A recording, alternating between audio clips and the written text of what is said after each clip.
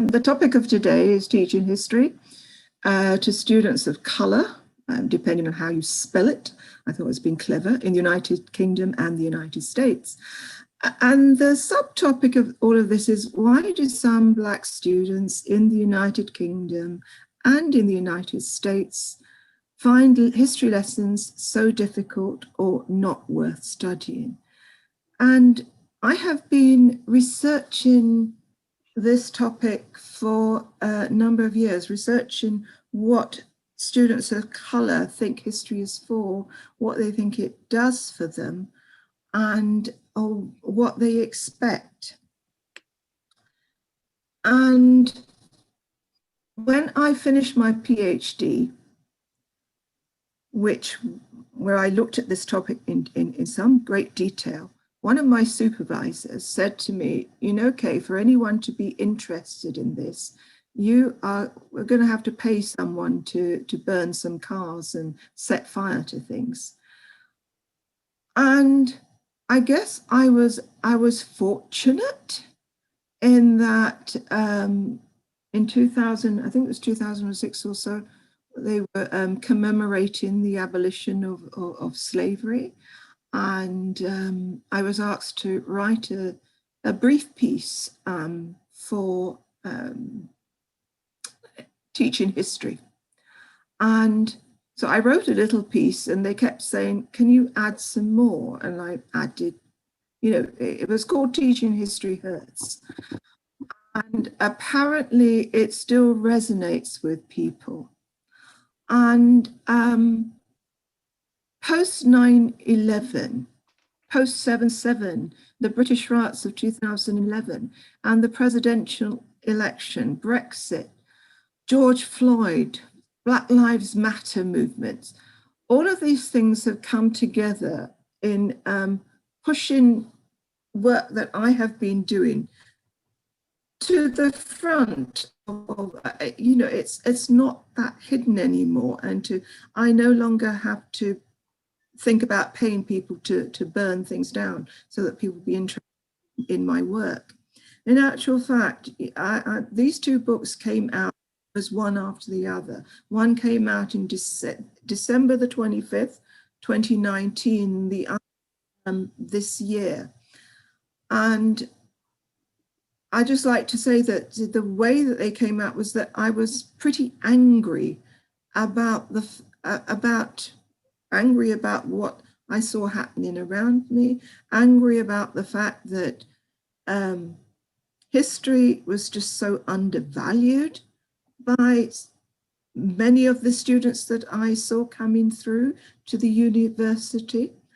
And all around me, with the presidential election of 2016, it was, you know, I don't know if you've been in the garden and you've picked up a stone, and underneath that stone, all the creepy crawlies, all the bugs and things have come out.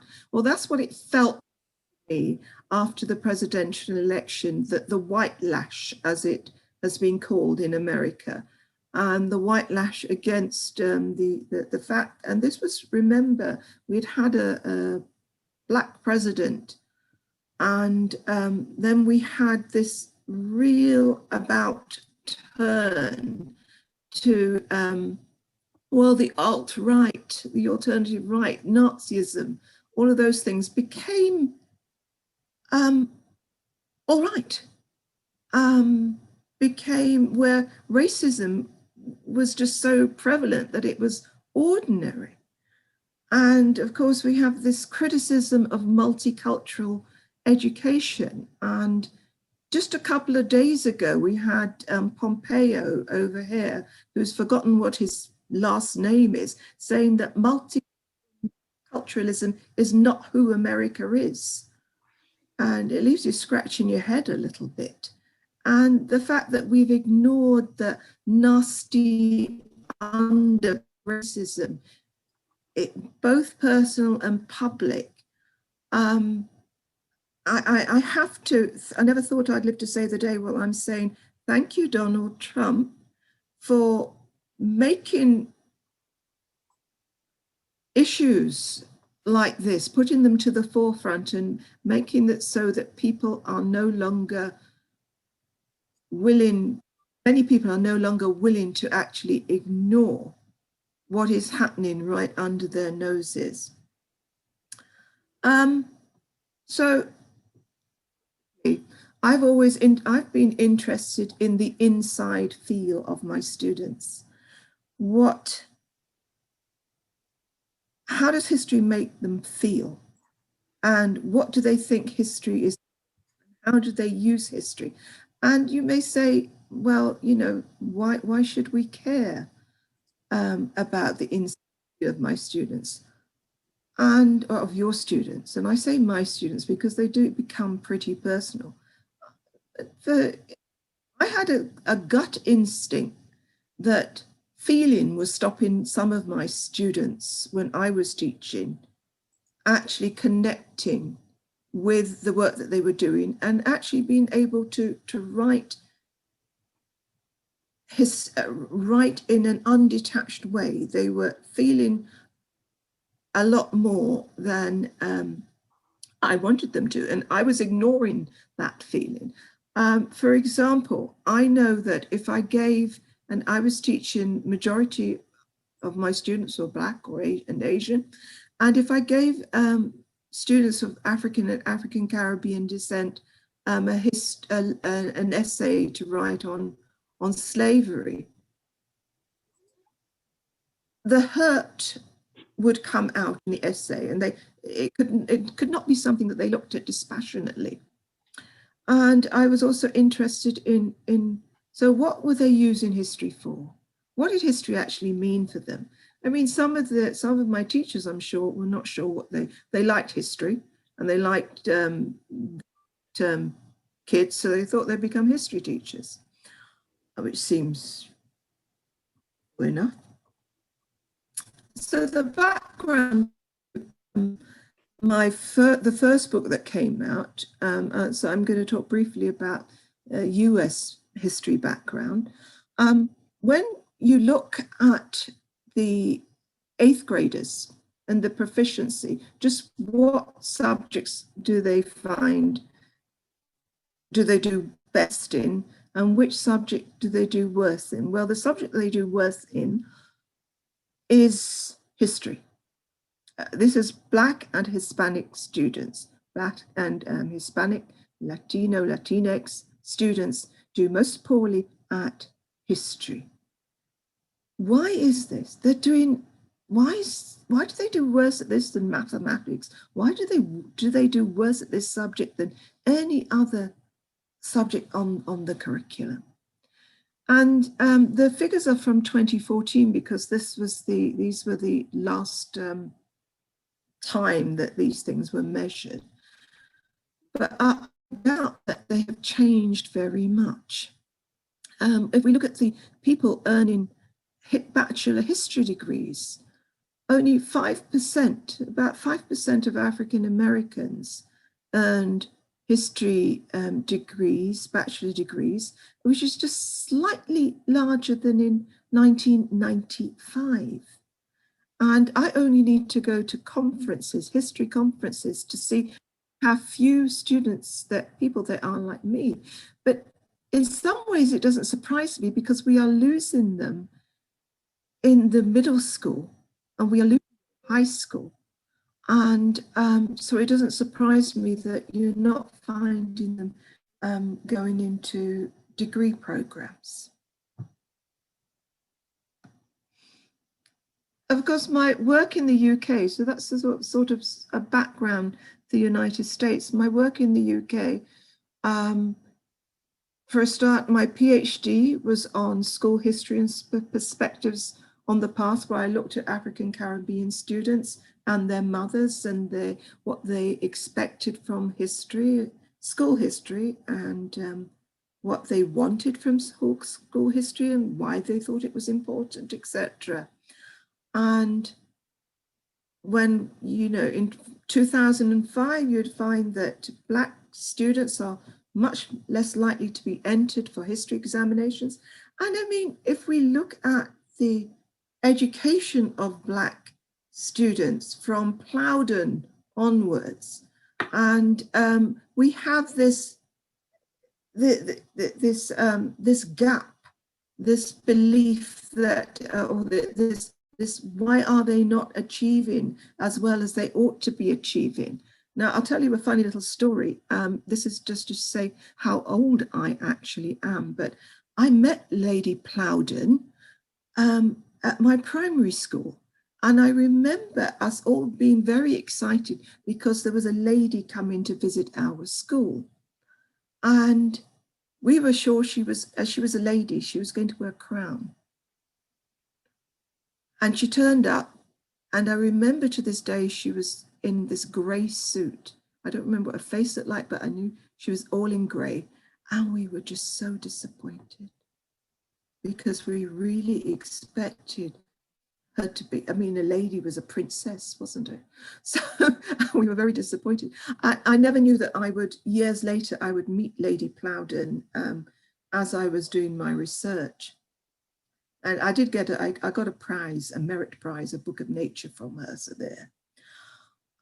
So we've had the background of Black underachievement, you know, since people began caring about it, I suppose. And even as late as 2019, Doherty wrote an interesting article about how much despair Black pupils felt during Black History Month when they were doing that in schools. So all of these things are background to my my work, just putting it in some sort of context. So, what do we know? Well, the fact of the matter is that we know a lot about the test scores and test results, but we know very little, or when I was starting this, we knew very little about students' experiences and their ideas about history. And there's been a lot of focus on, in America, about inquiry learning and problem solving, which is all good, but I've always felt that my students couldn't properly tackle these things if there was a problem in how things were being taught, what was being taught, and the fact that their needs and their concerns were being ignored or silenced. So we know a lot about the fact that certain students are underperforming, that there's in the United States a education to prison pipeline almost, that there are hemorrhaging rates of dropouts from school, from high school. We know these things, but we don't know very much about our students and their ideas. So I set out to try and find what students of colour think history is for, and how they think it works and how they use history, and to explore some sort of teaching framework which can begin to address some of their questions. Now, I'm whizzing through slides. And the fact of the matter is that we all know that students of color, and I use that term specifically for my American book, because we have a variety of students. We have African American students, Asian American students, and of course, if we look at just Asian American students, which my book doesn't go into, you know, we have the model minority myth about Asian students. We have the global South Asians, which are often not seen as part of that group. And we have students of, and America uses this term Hispanic, which is, if you think about it, it's a lot of Latinos, Latinx students don't like the use of the word Hispanic, although that is the label that has been put on them. We know that they have to navigate between what they learn in their history lessons and what they hear from informal sources. And then they have to navigate between conflicting information. And so if the TikTok video is saying this, then wow, we never heard that in our history classes. And well, all you ever hear in history lesson are lies. And I challenge you just to go on TikTok and to look at some of the comments that you will find from young people about some of the posts that people put up talking about education and fill in the gap, which we apparently are not filling in our history lessons. So why bother? And I've heard this time and time again, history doesn't care about your feelings. History is history, just teach them facts. And I did have a grad grind slide, but I took it out because I didn't think you want 301 slides. But the idea of just teach them facts and that's all they need to know. Well, those of you who remember hard times and grad grind, you remember what a horse comes out looking like when he tells one child to tell them what a horse is, definition of a horse, and he talks about hoofs and teeth, and right, number 21, you now know what a horse looks like.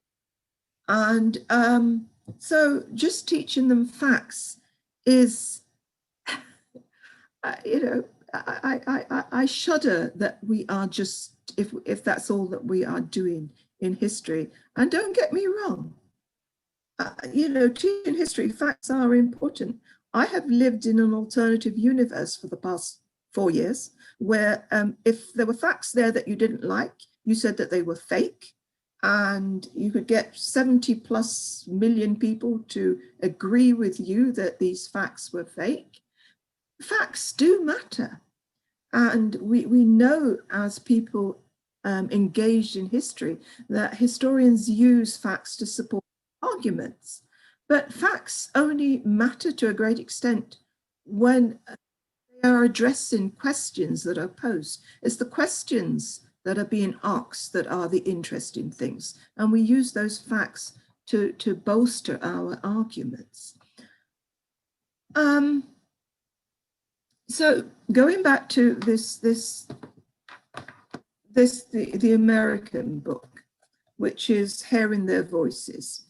I started off wanting to write a book which was a comparative study on US history and British history and the way that students of color in both countries viewed their history. But when publishers wanted me to concentrate either or on the UK. So I said, okay, well, I'll write 2 books then. I'll kill 2 birds with 1 stone. And I wanted to write books that I wanted to write.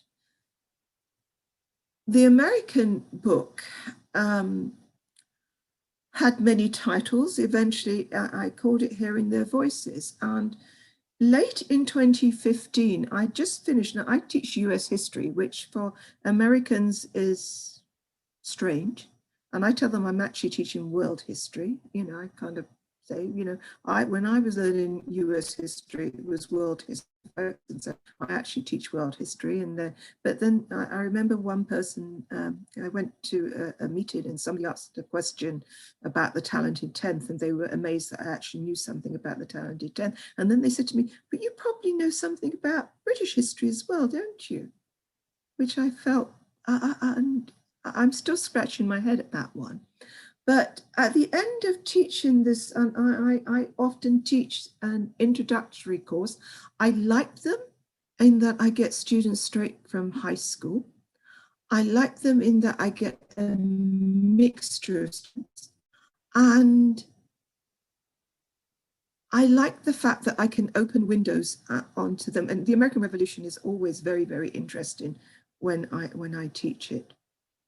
And I had just finished teaching the last class, and I don't know, the last class of the semester, you breathe a sigh of relief. Okay, exams are still to come, but you got them through to 1872 or whatever it is. And a student came up to me, an African-American student, All the other students had gone and I was packing my stuff up. And there were tears in his eyes. And he said, I'm so afraid. And this was 2015, and we'd had a spate of the killing of unarmed African-American men. This is 2015. I'm not talking 2019 or 2016 or 2017. This is 2015. And he said, I'm so afraid.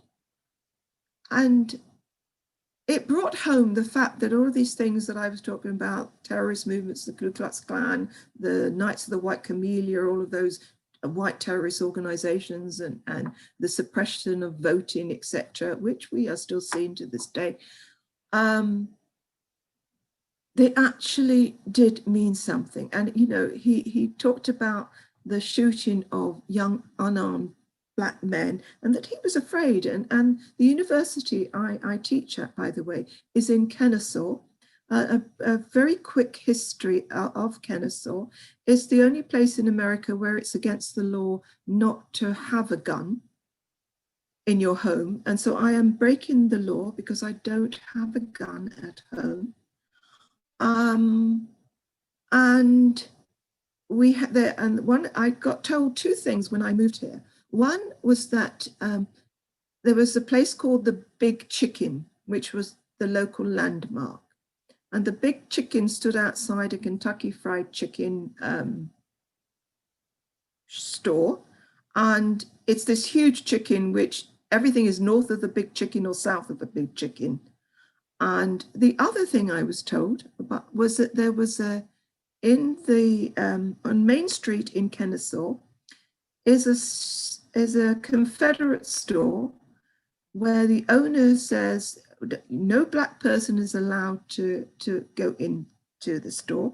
And if a Black person ever came in there, he says he'll shoot them. So that's Kennesaw for you. And so that's the background of the place that I teach. So having students of color, they are being taught in many of the universities around here in white spaces. You know, we still have in Georgia sundown towns, and a sundown town is one where Black people should not be found at sundown. I remember going to a meeting and I was being driven there by an African-American colleague, and she says, well, we have to stop to get some gas, some petrol. And well, we can't stop at that gas station because it's too small. We have to stop at a big one. And it never occurred to me that just buying gas, you should think twice about where you stopped. And this was before all of the horrible things that we see happening in the United States since the 2016 election. So just looking at the content of, and I thought I would give you the table of contents so you had some idea of the things that I touch on in this US book. I look at the history, education of African American students since 1800. And looking at the fact that after the Stono Rebellion, it becomes illegal to teach Black people to read and definitely not to write. And then I look at, and so by the time at the end of the Civil War, 27 times more white students are in school than Black students. In the second chapter, I look at how students learn and why it matters, where they're getting their history from, why it actually matters. What, you know, why might they think that familial history is truer than the history that they're getting in school?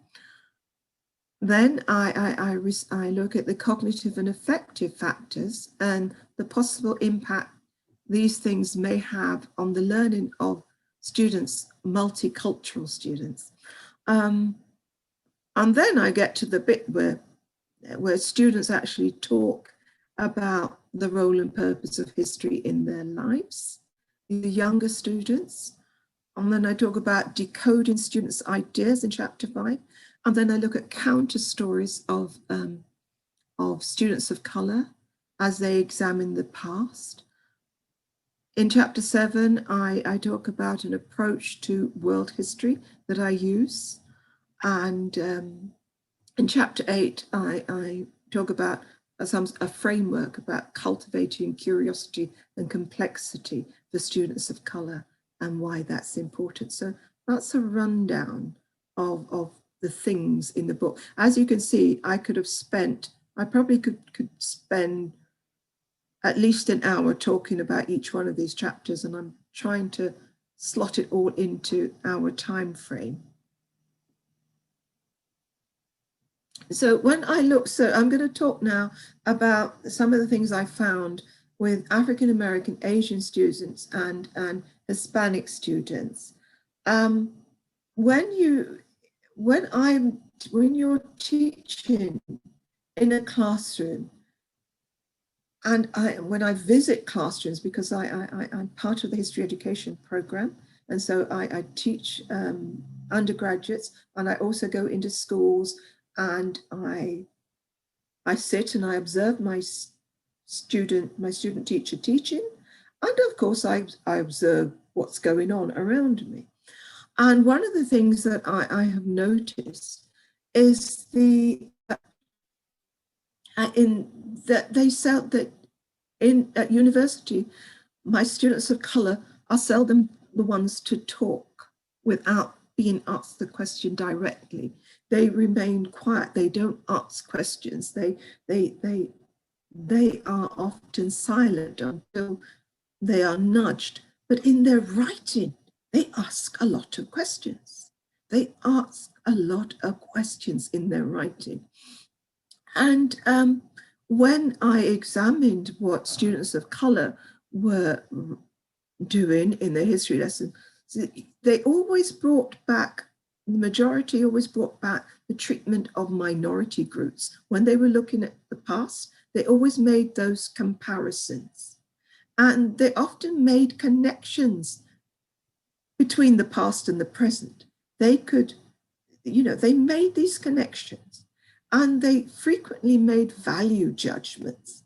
So you may think, well, doesn't everybody do that? Well, no, they don't. Not all of my students are doing this.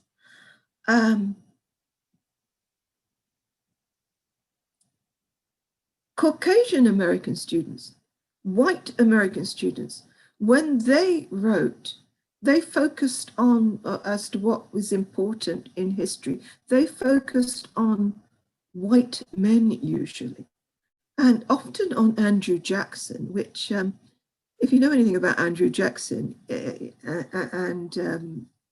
I guess ever since his presidency, we're all to be saved from some terrible thing that's going to happen to America, as we saw in our last election. If the Democrats won, it would be the end of America. And lest we forget, Andrew Jackson, of course, was a Democrat, and trying to explain to students how this topsy-turvy world of Republicans and Democrats is changed over years is interesting, to say the least. And my Caucasian American students took a much less judgmental view of history. And history for them was a series of events which is gone, over. They make far fewer negative connections to the past. In fact, the value judgments, negative judgments, it almost feels as if almost seems as if they think they may be going against what it means to be American, to say, well, this, and they will often say, this is not who America is. When we saw the storming, we heard this is not who America is. But if you look historically at various riots and stormings of other places, you'll say it is exactly who America is.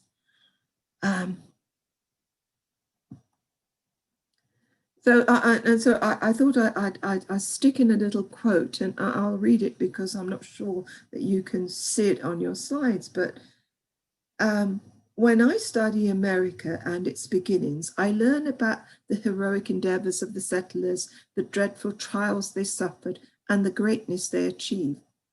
I would consider the arrival of white settlers and the exchanges to be an unparalleled catastrophe that brought about an American Holocaust. And so here we have them saying, well, this is what I am being taught, but this is what I think, this is what I believe. You can teach me all that, and I may have to write in essays for you, but that's not what I actually believe. I am countering your story. We are, and when you look at Caucasian students, what they write about, you know, even though we forcibly remove these people, it happens in every country has its faults. The importance is that we grow and we learn from it. And they can disconnect themselves from it. My students of color find that pretty difficult to, all right, let's move on. And that's what we're always being told. I think they've been told, move on. That was in the past. And I love putting this picture up. I'll just leave it for you to digest. How the Negroes lived under slavery. This is from a textbook. Of course, there's a textbook from the late 1950s, so it's quite old.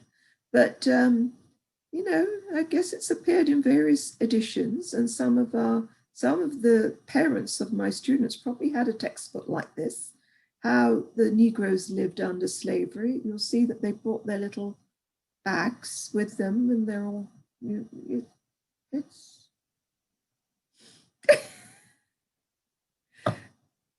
the regard that masters and slaves had for each other made plantation life happy and prosperous. Amongst the Negroes of Virginia in slavery times was generally happy. The Negroes went about in a cheerful manner, making a living for themselves and for whom they worked. Yeah, it's just so, anyhow, I move on.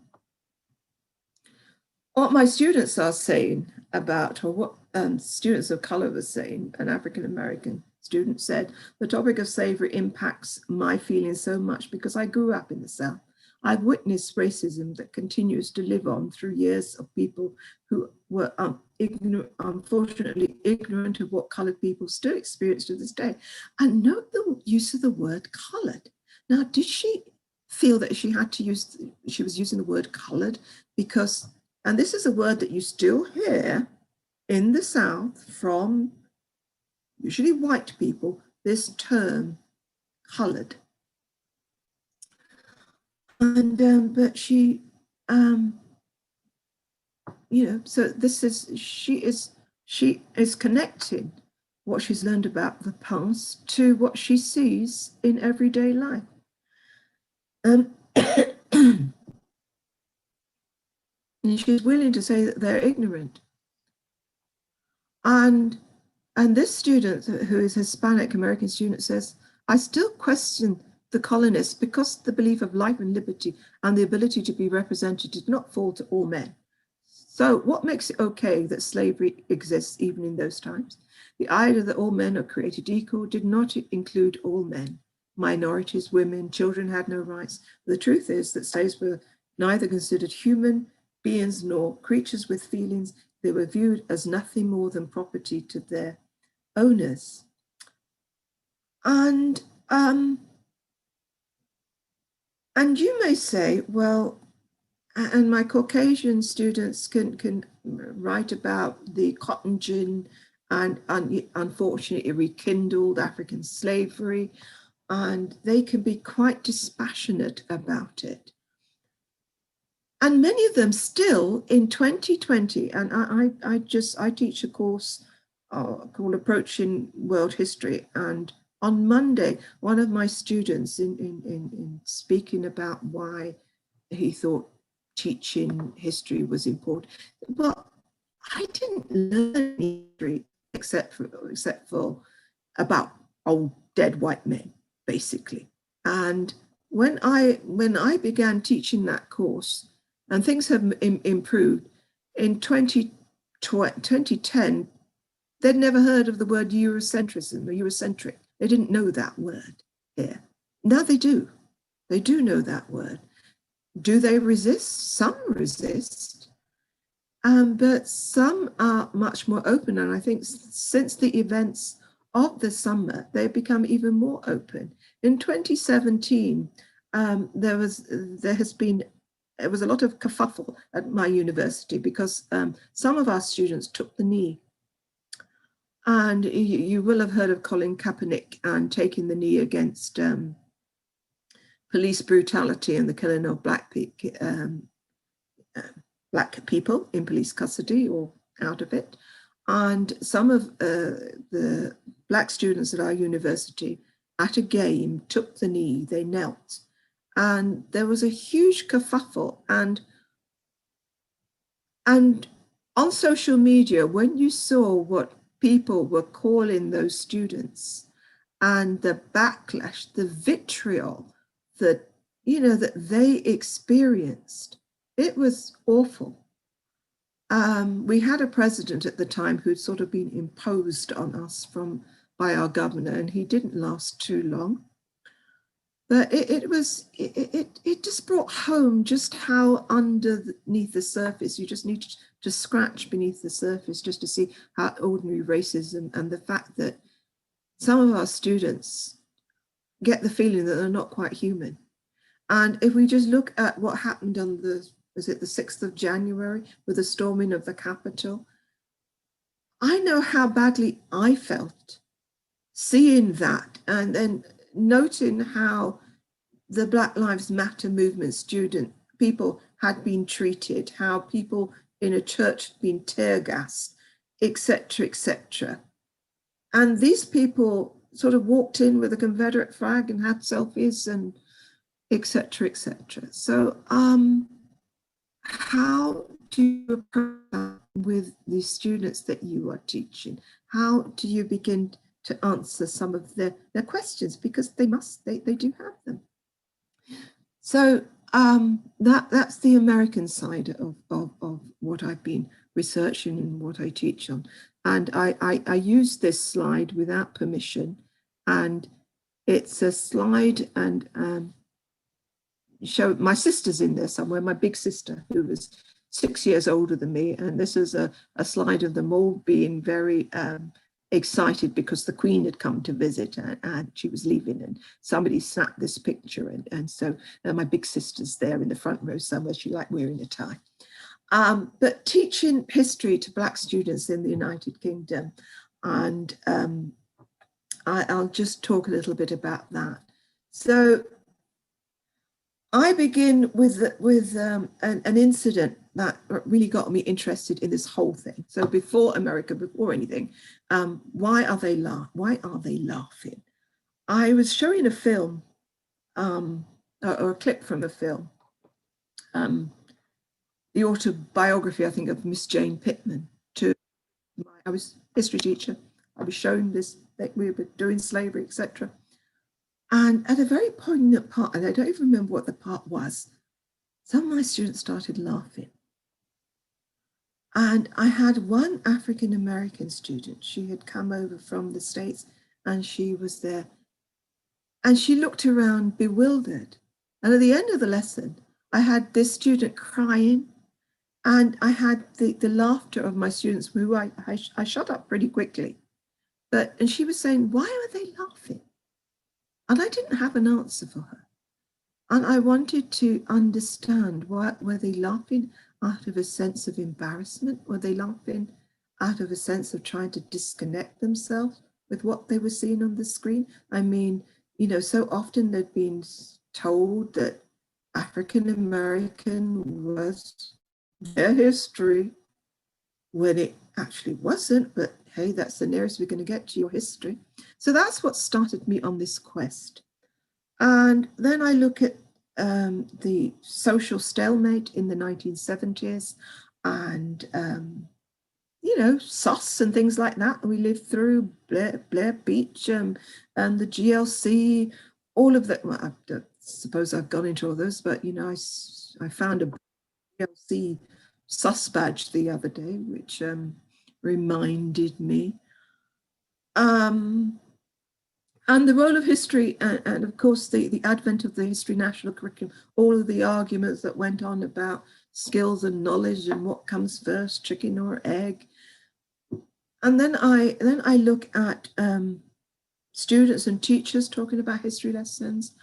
And then I look at students and the mothers talking about two of the main ideas that come out of my work. And then I take up a discussion about the implications for history education, and then a conclusion and the consequences of my work. So in this book, as I said, I look at teachers and school history. I look at mothers and navigation and ownership ideas, and then the implications. And one thing that which and I realize I'm running out of time. One thing I do is that I made from the interviews and things, I took in vivo thing, and I made word clouds to see what words were being used over and over again, what things stood out. And it's really interesting when you have a look at what white teachers, what stands out in their interviews, and Black teachers, what stands out in their interviews, and Black students, what stands out, the things that jump out and slap you on the face from their interviews. And, you know, and so theories, a variety of theories, which I discuss in my book, and one of them, you know, the idea of social construction, the idea that dominant systems of knowledge colonize other cultures and muffle or silence accounts. Some are listened to, others aren't.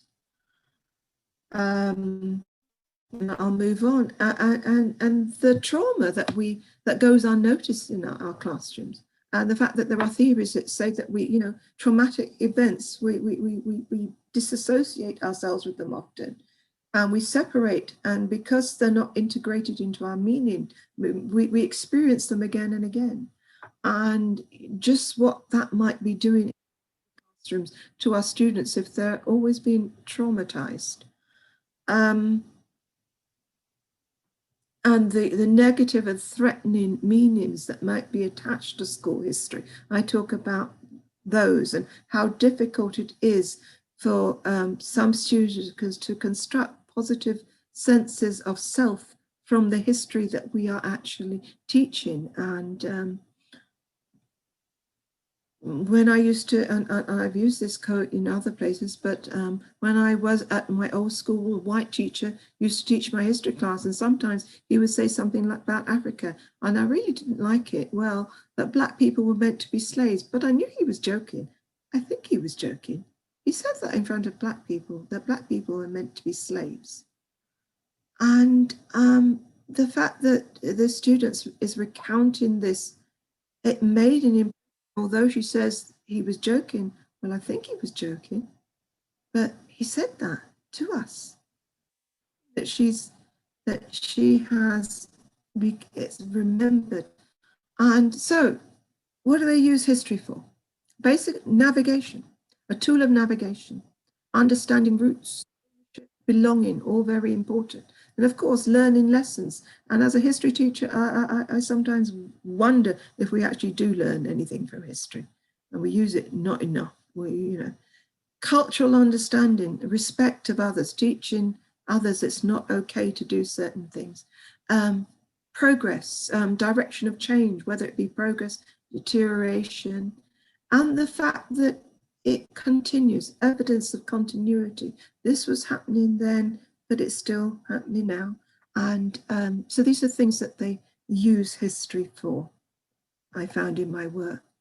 But the fact of the matter is, yes, history matters. It must answer or attempt to give answers to the questions we have. And I said it in that little article that apparently quite a few of you have read. The selfish question that we all ask, the selfish question that you asked before you actually signed up for this talk or this seminar, what's in it for me? You need to be getting something from what you're actually studying. If there's nothing of value in it for you, if it silences you And if you as teachers silence your students with your silence, can you expect anything? Can you expect them to gain anything from it? History is made, it's not just retold.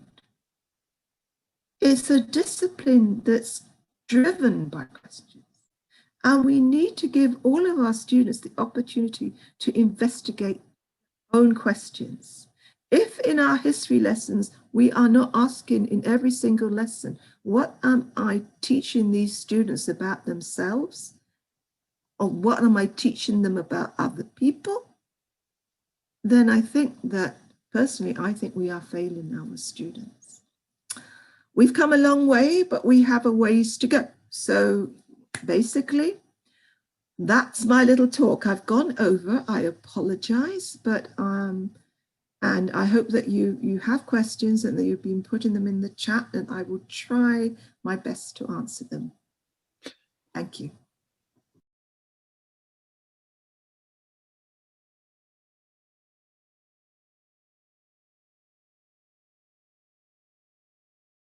Could you say a little bit more about counter histories? You gave an example of a counter history, but could you say a little bit more about their importance in your finding? All right.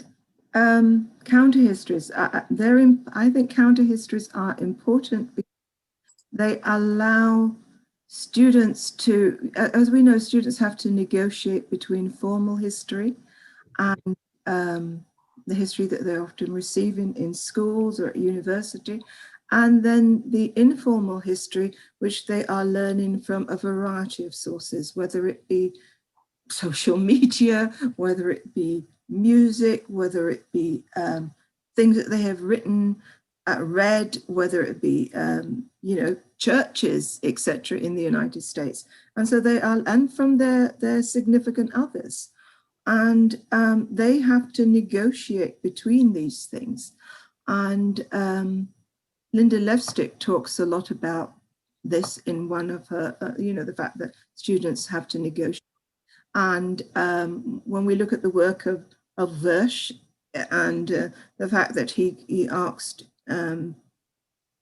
students to say something positive about, say, busing, and that they found that the only narrative they knew were negative things. So it's important that our students, we give them alternative narratives and we listen to their counter stories, and that we have answers to the questions that they have. So counter stories are what I talk about in this book, where I dissect what students are saying about their history, what US students are saying, they're not saying. And the fact that, you know, for them, it's telling them what they can do, what they can't do. I'm trying to find the chapter. It's an interesting question, isn't it? I know that Terry Epstein has talked also about how people receive content differently. So how it's received, but also the questions students want to ask. Exactly. Yeah. It's how it's received, how white students may turn things which we've done some Black history, folks, so, and how they turn it on its head and will receive it in quite a different way. You know, counter stories, for example, the stories that they will have heard, which we've been going on about. We've got a new vice president, and you know, pearls and chucks, the fact that she wears pearls and chucks, and the nastiness that they will also have heard about this woman. And you know, the phrase Joe and the hoe, and I'm not talking about a gardening instrument here, that is being bandied about her, or the fact that Michelle Obama is an ape in heels. These are, you know, they kind of sear themselves into your psyche. and into our students. If they're doing that to me, you can bet your bottom dollar that they're doing that to students, and they have counter stories. And if you listen to them, and sometimes if you talk with them or give them a space where they can bring these things up in a space which is not judgmental.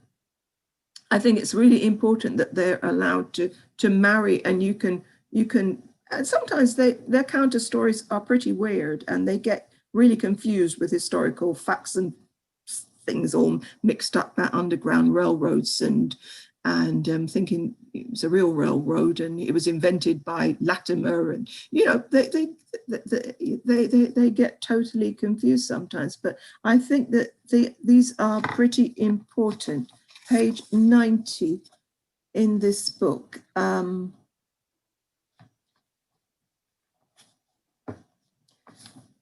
Students of color and white students, their counter stories. Students of color wrote regarding the aftermath of the Civil War and their own personal connections to the Civil War. You never found students of color writing about the Civil War, the battles, you didn't find it.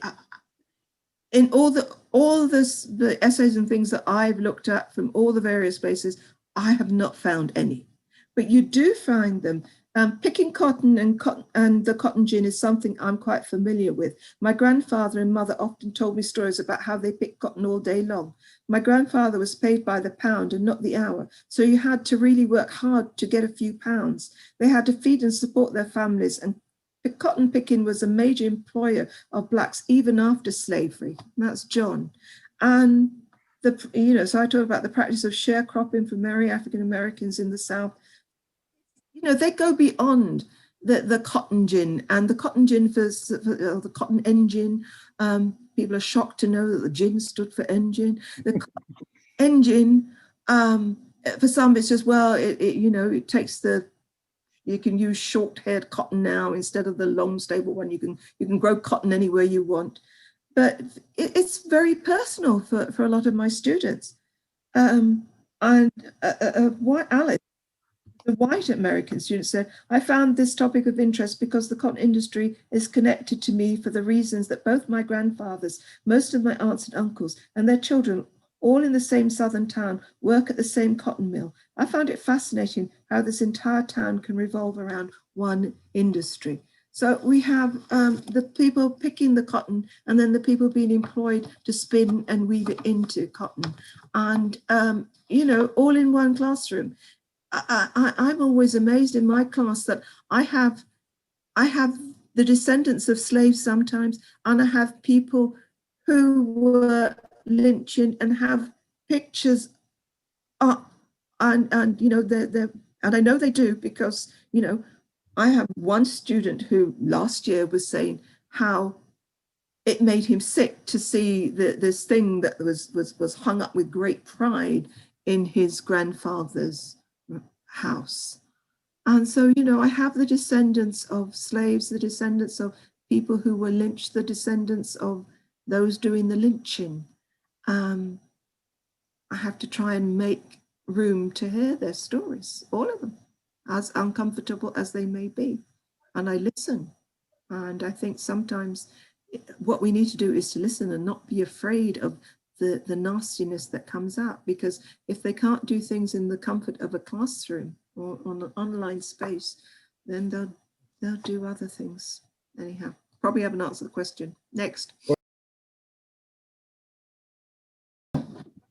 I was very struck by one of the things you mentioned in the presentation there, and also in your book when you talk about global history. Would you mind talking a little bit to us about how you approach that? Because I know it's one of the courses that you teach. And I was just well, I teach global history, and in fact, I teach using. I have. Can you see? I don't know if you can see me, but I do have a couple of books which I use. Origins of the Modern World by Robert B. Marks, which is an alternative narrative about, it's a global and environmental narrative from the 15th to the 21st century. I with the idea that in teaching world history, in teaching global history, we have a variety of problems. The world is a huge place. I mean, how do you uncover it all? And of course, we have built into us. When I was learning world history, let's call it world history for a minute, I learned about the British in India. I learned about the British wherever the British were. You know, the sun never set on the British Empire. It was never from their point of view. And so I use, one of the tools I use is the idea of alternative narratives and just how important they are. I'm teaching this, the course that I'm teaching is one that students use before they go into the history education program proper. And so in just, for example, she says she will take her syllabus out. I start with a variety of rationales. Why are we doing this in the first place? And asking compelling questions about teaching world history. And then I talk about alternative narratives, the importance of counter stories, and how will your teaching help students to learn something about themselves and or about other people in all of their lessons. I want them to be thinking about that. And very, you know, disciplinary tools that we have, and the fact that and helping them to notice just how much stock in the West is put on the written word, and how we decide that a place is civilized if they are writing things down so they can leave a record for the next generation. And and so using a couple of books, one is The Big Eras, which I'm sure you've heard of, and the other is The Origins of the Modern World, where we start looking at the biological old regime, and we start with China, which is unheard of, you know, and reminding them that China and India, that, you know, till 1800, they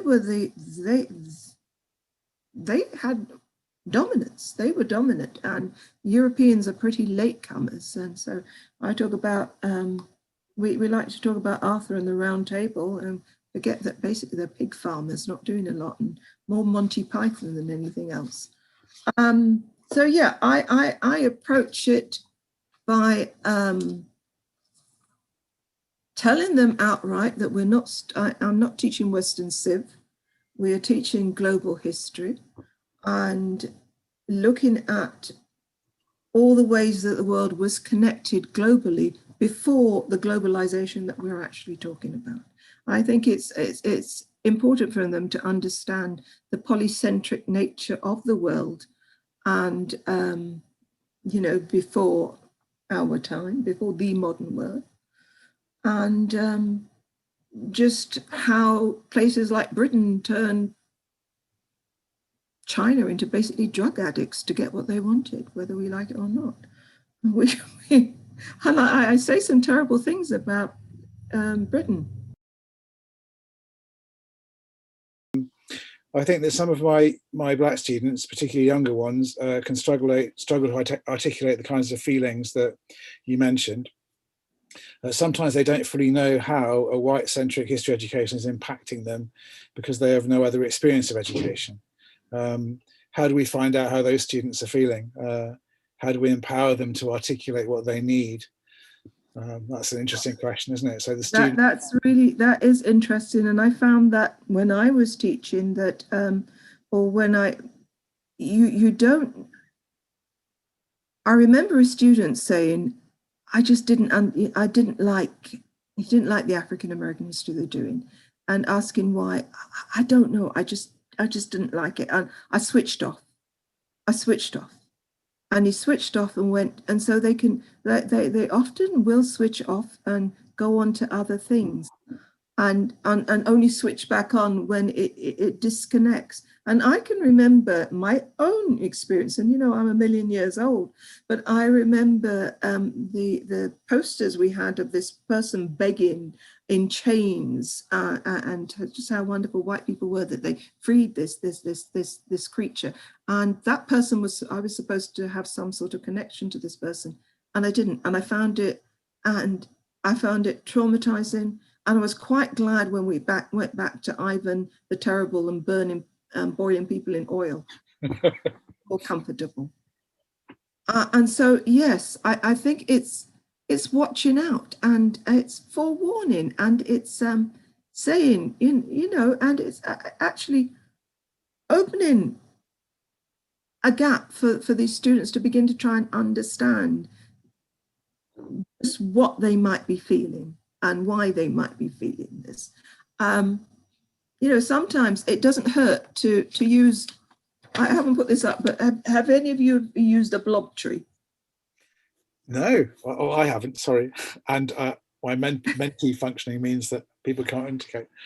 Yeah. Right, all right. Well, this is a blob tree, and I just happen to have this. And you've got, how do you feel in tackling this subject? And you've got somebody on the ground, and you've got people climbing up, and you've got someone standing,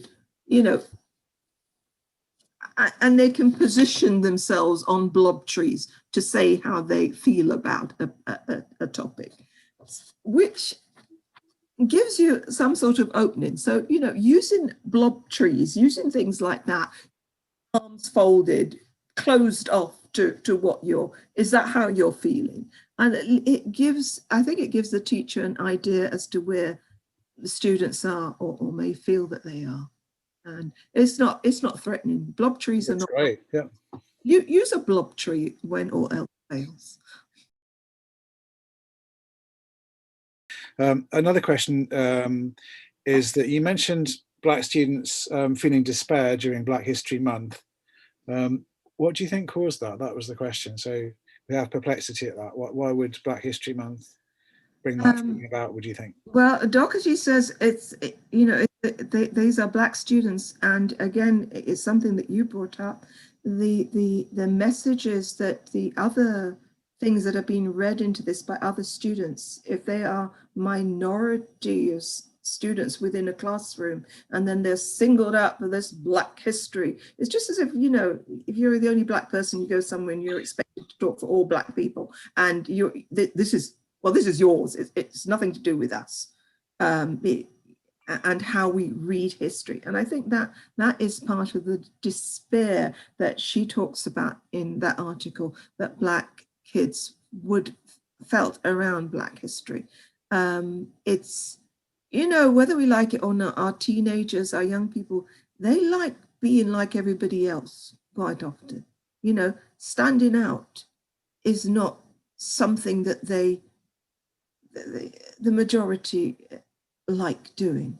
And I think that sometimes the way, it's February now, so it happens to be Black History Month in the United States. And so, if you're a Black researcher, the university just called up for Black researchers, female researchers, come and tell us about your work, etc. We don't particularly want to hear about it any other month of the year, but hey, this is your month. So there we go. And so it's kind of like being excluded by this apparent inclusion. I think it's, in some ways, it's been excluded because of the inclusion, and sometimes same old. I mean, you hear about the same people time and time again, and and there are many other facets and many other interesting people that we could be talking about that we don't, and making connections with, seeing history as history and not segregating it into pockets. The question is, how would you approach teaching if you were going to? Maybe the answer is not the recent events at the Capitol. Would you see that as an opportunity or as something? I see that as an opportunity. I think I hinted that there have been there have been other riots, and the successful, I can't remember where it was now, so a successful riot which overturned, this is post-Reconstruction, overturned a legitimate government because there were black people in the government and it was led by white men, and they forced them out and set up their own white government because they didn't, this is post Reconstruction or during the Reconstruction period. And so there is previous that we can connect to show there is a trajectory. This is, we like to, Americans would like to think of citizens, and we teach history. One of the things is we teach them how to be democratic citizens through teaching them history, how things are done, how they're, but some of our leaders, and our last illustrious leader he missed those history lessons, didn't quite know how the executive worked, didn't quite, and I'm bad-mouthing people now, but some of the things we heard, you just said, oh my God, Andrew Jackson, why isn't Andrew Jackson found in Native American reservations? Why isn't a $20 note found? Because it has a picture of Andrew Jackson and, Trail of Tears and all of that. So teaching citizenship, I would find parallels, because there are parallels, and rioting, and the fact that it has in the latter part of the 20th century been seen as a black thing. And it was a white thing. I'm sorry, it was really lily white. So, just opening those things up and, giving them problems, saying, well, this is finding out about some of those other revolts and saying, well, what do you think happened and why do you think happened, and then telling them what actually happened, and then having them draw parallels with what some of the people who may teach them may well have been out on the 6th or supported the 6th or whatever. Yes. What would you say, as this is looking at the other end of some of the issues we've just been looking at, what would you say that students of colour report really enjoying in history? So we've been talking a lot, haven't we, about problems with the history curriculum. Yes, and the truth is they do enjoy history. They enjoy debating. They like, being able to talk. They like debating. They like when their views are being listened to, when they have the opportunity to feel as if they're actually there and they're taking part and they are, part of the proceedings. They like those things. And even for my university students, I always, if they have to read, one of the things, they don't read textbooks. Well, I use a textbook because it's easier sometimes. And I always begin classes by saying, so go write on the board 3 things that you found interesting, or 1 thing that you found interesting. And we've covered the whole chapter in about 5 minutes because of the various things that they found interesting. And then I begin talking using their points of interest. And in thinking about the Capitol, and I was thinking, my God, it's true, the majority of us are sheep, and being led. And I'm thinking, where does that come from? And then it occurred to me that many years ago, I had read Daphne du Maurier's Jamaica Inn. And I'm saying, well, why the hell did I read that? It was probably the title, Jamaica Inn. It had something about the Caribbean in it. And I read that book. And so why did I like Jane Eyre? And was it the mad woman in the attic? And so bowled over when I found that somebody had written Why Sargasso Sea and all about the mad woman in the attic. Your students, and you will find, probably we take the tiniest things, and we even though we don't realize we're making those connections, we probably are. And so they like it when they are given some sort of autonomy, when they are given choice. I think choice is a great motivator. So given choice, even if it's 3 things, and give some sort of choice sometimes.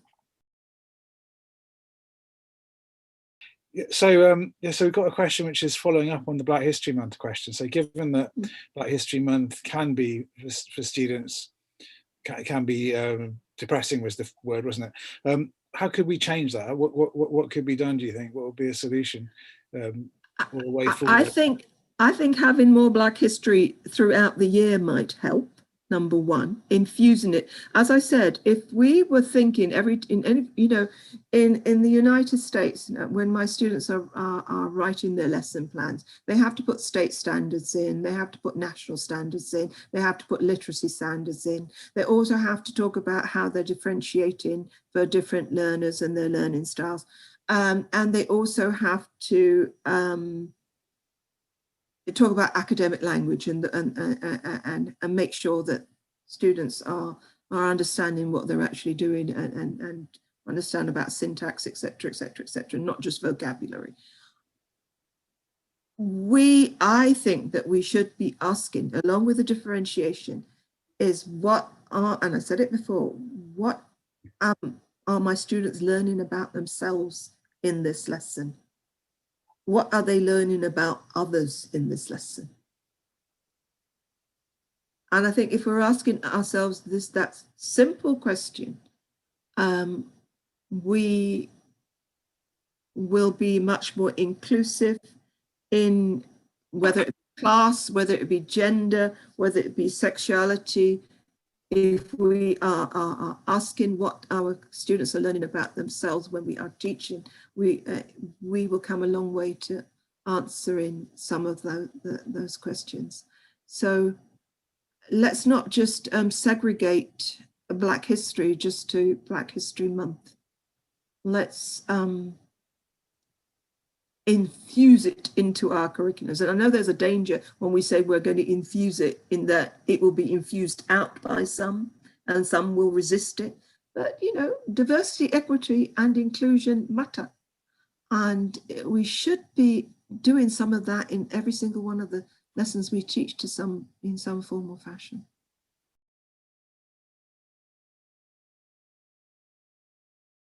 There's a question about, which I guess it kind of links back to the earlier Black History one in a way, which is from somebody who's teaching in a rural area where the school is predominantly undiverse and the students are mostly white. And how do you handle teaching Black history sensitively in that context, particularly if, let's say, one of the students in the class is a student of colour? How does one do that in a sensitive way? You don't get them to be the slave if you're talking about the slave. For sure. Yeah. I say that, but we have so many cases every year. You get some teachers done something really stupid, singling out that student as the representative. How do you do that? If you're doing it often enough, it really shouldn't be. If they are used to you doing this in all your lessons, it shouldn't be such of a big thing. Using pictures, them and us and them. When does them become us and when does us become them? That's one way I tackle that. You were talking about global history. I use that old poem about the blind men and the elephant, and tackling the elephant from, depending on what part you grab on, that's what you think an elephant is like. And the fact that when we look at things from far away, we see differently to when we're looking close up. So in teaching, I teach, all of my students that I'm teaching this world history to at the moment are white. And the majority of students that I teach are white. I'm told that I get away with things because I have a British accent. That's been said to me. I'm not sure whether, but what I often get in evaluations is I tell it like it is. And I remember that they are students that I'm talking to, but your white rural students have heard about some of these things. They are not ignorant. to the extent that you probably think they are. And if you're going to talk about controversial issues, then you need to feel comfortable talking about them.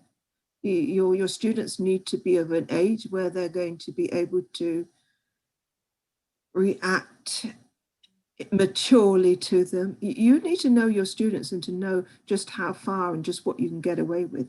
I don't like the idea of prescribing, well, if you do this, that, and that, everything will be perfect. Because as a teacher, I know I can teach one lesson and it is woke. It is, you know, sorry, that's an old word now.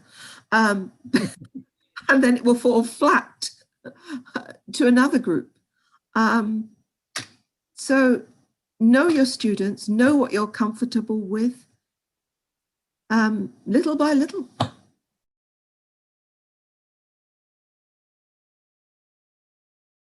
To end with this one, and I know this resonates with a lot of your research work actually, because as you mentioned, you studied what kids think, but also talking to their mums and thinking about, you know, family perspectives. So yeah, the question is basically saying that you pointed to this disconnect often between the history, perceptions of history at home and understanding of history at home and what happens in schools. If you like, there's a kind of conflict of narratives there. What can teachers do to try and be sensitive about that and try and align things more?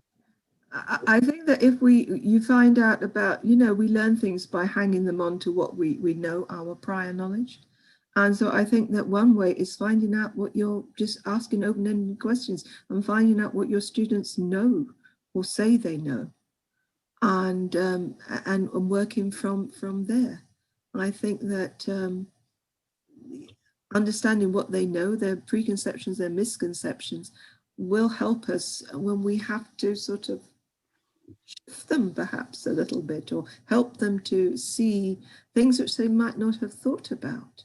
Yes, some of them, they're always going to believe what Auntie Albert said. Oh, Auntie Albert, never mind. But you know what I mean. But once I have learned that once you say something, you cannot unhear it. You may not agree with it, but you cannot unhear it. And your students will. It was amazing in talking to mothers that their children didn't listen to anything they said. But in speaking to the children, and not the same time as the mothers, you find, oh my God, they are listening. They are listening. They might not say they agree with you, or they might pretend not to be, but they are listening. They listen. So as teachers, and you know, teachers are held in high regard sometimes. And if you say you don't know something, if you don't know something, say it. Tell students you don't know. You won't belittle yourself by in fact you will rise in their estimation if you say I don't know, but I'll try and find out, or so and so, or let's put that question in the parking lot and we can go back to it, and go back to it. Well, thank you, Kay. So, I mean, I was going to pick up on the word listening. It's been such a pleasure listening to you talk about your research and listening to you cope with these questions. And you know, thank you so much for taking the time to do it. And also, I mean, thank you so much for your books as well. You know, I've enjoyed reading them very much, and I can see all sorts of ways in which we'll be coming back to them again and again and again in the work we do with our students. And you know, I thank you for the good that they're going to do. Thank you very much for inviting me, and thank you everyone for coming. I enjoyed your questions.